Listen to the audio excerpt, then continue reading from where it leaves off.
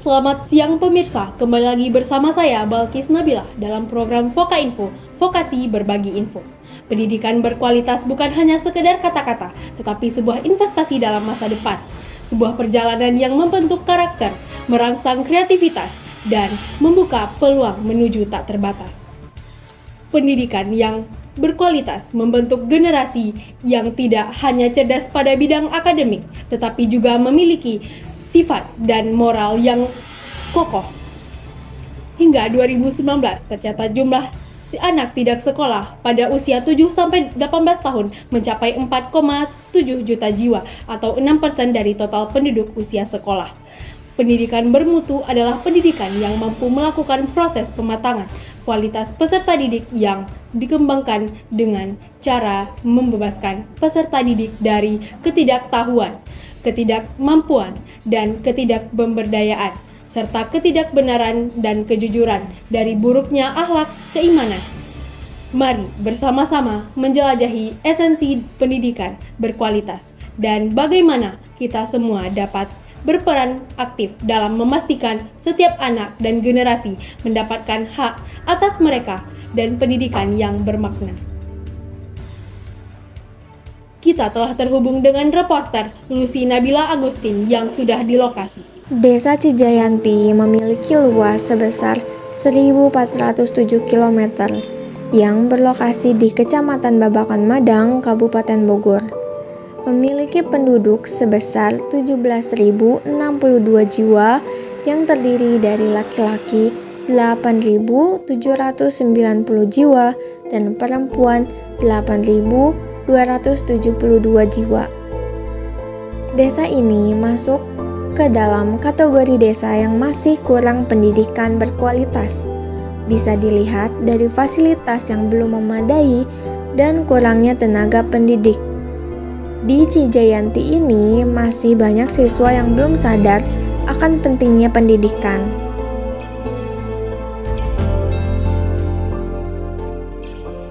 Di tengah gemuruh perkembangan di perkotaan, perhatian kini beralih ke desa. Pendidikan di pedalaman menghadapi masalah serius, namun juga menyimpan potensi yang luar biasa. Kami akan menjelajahi dinamika pendidikan di desa, mengungkapkan perjuangan guru dan siswa untuk mendapatkan akses pendidikan yang layak dan juga berkualitas. Sekolah di Desa Cijayanti ini masih butuh perhatian yang ekstra. Bu Adah juga mengatakan bahwa fasilitas SDN 06 Cijayanti ini belum sesuai dengan regulasi yang ada. Apa permasalahan utama dari sekolah ini? Yang utama adalah karena kekurangan guru. Terus yang kedua fasilitas juga, terutama kelas yang sangat kurang. Terus minat belajar anak pun agak kurang. Untuk jumlah guru dan siswa itu kira-kira berapa ya? Jumlah guru 11, operator 1, kepala sekolah 1, penjaga 2. Terus jumlah siswa 450. Kan tadi gurunya cuma 11 dan muridnya ada 450 ya Bu. Kira-kira itu efektif gak ya Bu untuk pembelajaran? Kalau pembelajarannya efektif ya Bu. Pelajarannya mah efektif. Tapi guru berusaha semaksimal mungkin supaya efektif.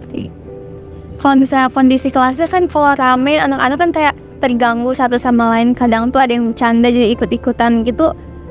Karena dampak kebanyakan itu ada gak Bu? Kayak anaknya pun ada yang menunjuk, ada. Jadi Bu, setahu saya sesuai UU Ristek tentang sarana prasarana di sekolah itu harus ada perpustakaan, laboratorium, ruang kelas, ruang guru, dan kayak fasilitas olahraga. Apakah sudah memadai semuanya? Semuanya belum sangat belum. Jadi yang sudah ada itu baru ruang kelas juga belum mencukupi, ruang kantor, ruang guru masih dengan ruang kepala sekolah bersatu. Perpustakaan ada perpustakaan tapi dipakai ruang kelas karena tidak cukup. Jadi kalau anak-anak mau baca buku di perpustakaan itu juga bisa ya Bu? Bisa istirahat. Tapi bukunya masih sedikit atau sudah memadai Bu? Bukunya masih sedikit. Jadi masih perlu bantuan dari pemerintah ya untuk Iya, itu pun bukunya kebanyakan pemberian dari HOP, Yayasan HOP, OP. Oh, jadi masih donasi dari yang bukan pemerintah. Pemerintah ada sebagian dari pemerintah. Tapi itu belum mencukupi ya Bu, kalau misalnya untuk 450 anak. Belum. Kan tadi untuk fasilitas olahraga kayak lapangan kan di sini saya lihat masih kurang memadai ya Bu, masih kecil. Boleh dijelasin gak Bu yang tadi lapangan? Ya, lapangan olahraga tidak ada. Tadinya ada dulu, cuma sekarang diambil oleh Sentul. Jadi kita tidak punya lapangan olahraga, dan kita kalau olahraga harus ke lapangan desa agak jauh gitu. Oh, jadi anak-anak biasanya jalan dulu ke sana. Iya. Terus kalau ada gak sih Bu tanggapan pemerintah karena di sini kan nggak bisa olahraga itu harus jauh, ada gak bantuan atau gak upaya dari pemerintah sendiri gitu? Karena mungkin masih baru beberapa bulan, jadi belum ada. Ada. Tapi apakah sudah dilaporkan? Udah. Kalau untuk fasilitas sanitasi kayak cuci tangan, terus toilet, apakah sudah memadai? Terus apa sudah dipisah antara perempuan dan laki-laki? Kalau untuk cuci tangan ada, tapi nggak dipisah untuk laki-laki dan perempuan ya. Setiap di depan kelas itu udah ada tempat cuci tangan. Nah, udah ada keran. Kalau toilet Masih kurang. kira-kira apa belum ini ya Bu? Antara murid dan toilet tuh masih belum seimbang. Belum seimbang ya. Masih banyak kekurangannya kalau saya. Kira-kira ada berapa toilet ya Bu? Di sini ada untuk murid itu ada 6.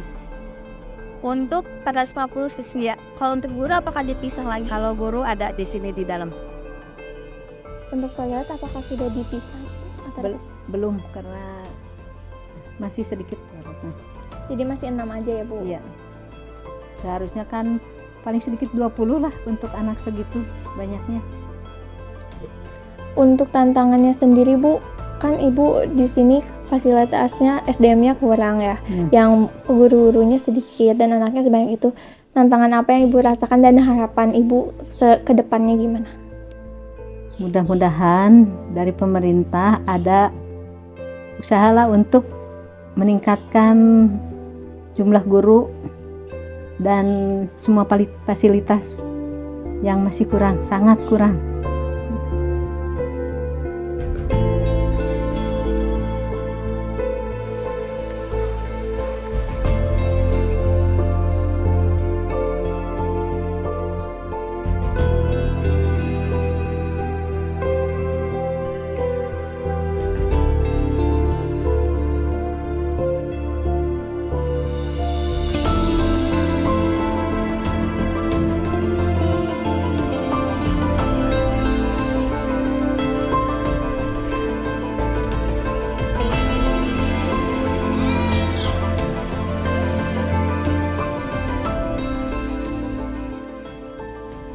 Nah, kalau Daniel ini lebih suka belajar atau suka main bola? Belajar Sukanya pelajaran apa? matematika. Tema sama matematika. Kalau misalnya pelajaran olahraga gitu suka nggak? Kalau olahraga di sekolah kamu olahraganya di mana? Di lapangan situ. Jauh ya? Harus jalan dulu bareng-bareng. Iya. Kamu pengen nggak ada lapangan? Iya. Itu lapangannya masih tanah atau udah di ini? Tanah. Tanah ya. Jadi berarti suka kotor-kotoran. Jadi kamu pengennya ada lapangan yang dekat sini, terus yang bagus gitu ya, direnovasi. Iya.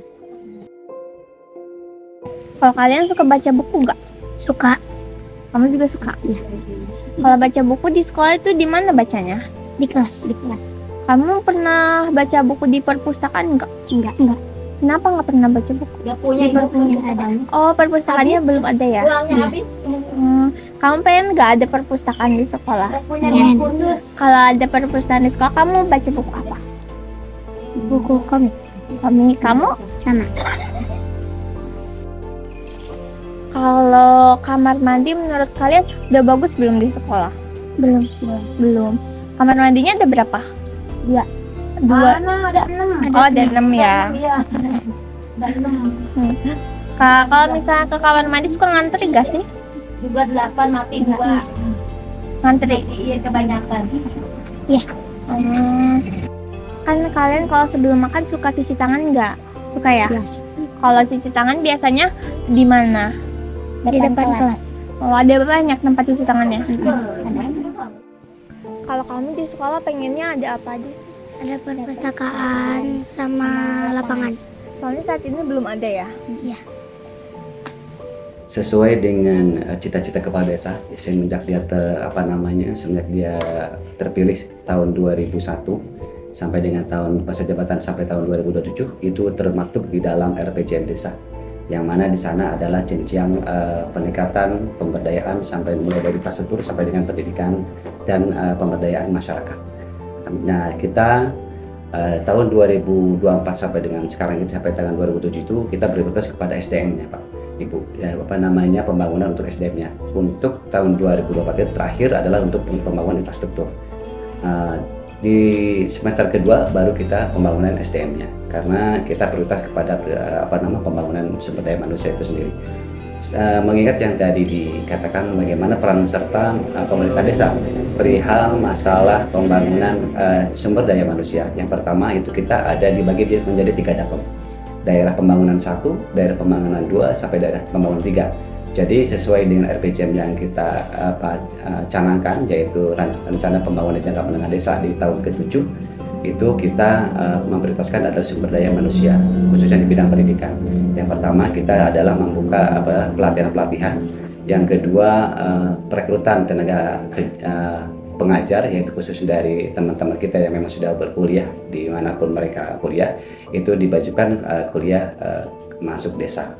Nah, sekarang tahun 2024 ini kita sudah kerjasama dengan beberapa universitas, yang itu Setiami sama dengan dari Aloriba. Kita membuka kelas jauh dengan mereka dengan gratis yang ditanggung jawab oleh pemerintah desa.